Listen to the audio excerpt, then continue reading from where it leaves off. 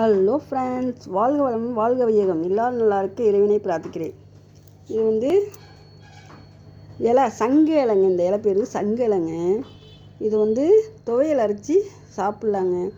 சாப்பிட்டா உடம்புக்கு நல்லது. அதுக்கு முன்னாடி குழந்த பிறந்தா இந்த இலையை தான் கொண்டு வந்து முள்ளாக இருக்குங்க, ஆஞ்சி எடுத்து இதை துவையலாக வதக்கிட்டு பெருங்காயம், புளி, பட்டை மிளகாய், மிளகு எல்லாம் வச்சு, இஞ்சி எல்லாம் வச்சு வதக்கிட்டு அரைக்கணுங்க. அரைச்சா இது குழந்த பிறந்தவங்க கொடுப்பாங்க. அப்போல்லாம் துவையல் அரைச்சி.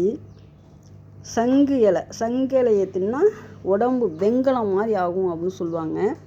இந்த இலைக்கு பேர் சங்கு இலை. யாரெல்லாம் இதை அரைச்சி சாப்பிட்ருக்கீங்க அப்படின்னு சொல்லுங்கள். யாரெல்லாம் இதை பார்த்துருக்கீங்கன்னு சொல்லுங்கள். இது கிராமத்தில் தான் கிடைக்கும். இது அவ்வளோ நல்லதுங்க. உடம்பு வலி, எல்லா வாயு பிரச்சனை எல்லாத்தையும் கேட்குங்க. இதுக்கு பேர் சங்கிலை. முள்ளாக இருக்குது பாருங்கள், நீட்டாக நாட்டு இலை மாதிரி முள்.